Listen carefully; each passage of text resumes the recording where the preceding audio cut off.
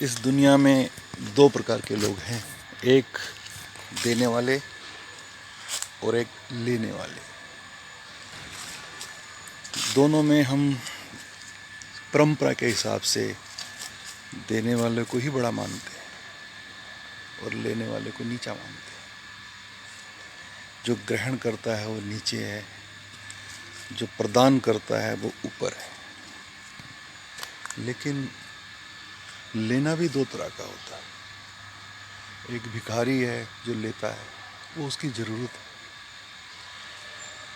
और एक जो प्रेम के कारण आपसे लेता है वो स्वीकृति है। तो स्वीकृति वाला देने वाले से बड़ा है, क्योंकि आप प्रेम के कारण स्वीकार कर रहे हैं।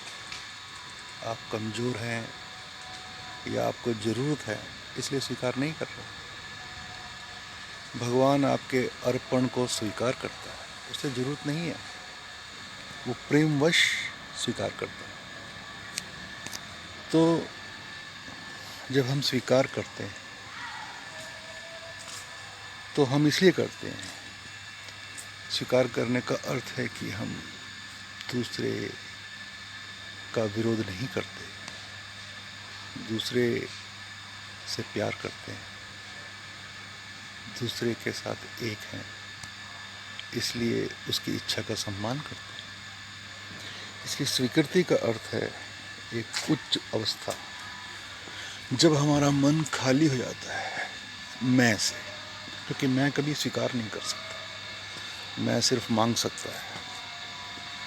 तो जब हमारा मन हर तरह के मैं और मैं के मेरे मेरे मेरे इसपन से खाली हो जाता है, तो हम स्वीकृति की अवस्था में पहुंच जाते हैं। फिर हम संसार भर से उच्च शक्तियों को, दिव्य अनुभूतियों को ग्रहण करते हैं, क्योंकि हम उन्हें स्वीकार करते हैं। वहाँ कोई विरोध करने वाला मैं नहीं, वहाँ सिर्फ स्वीकार करने वाला एक रिसीवर है। दुनिया में कितनी माइक्रोवेव्स वायुमंडल में फैली हैं, लेकिन उनका कोई महत्व नहीं है। जब तक कोई टीवी उसे स्वीकार नहीं करेगा, वो हम तक नहीं पहुंचेगा। तो स्वीकार करने का ही बहुत बड़ा महत्व है। जो आविष्कार हैं वो मैं नहीं कर सकता। आविष्कार तभी होते हैं जब मैं हट जाता है और एक स्वीकार करने की अवस्था, रिसीविंग मोड प्रस्तुत हो जाता है।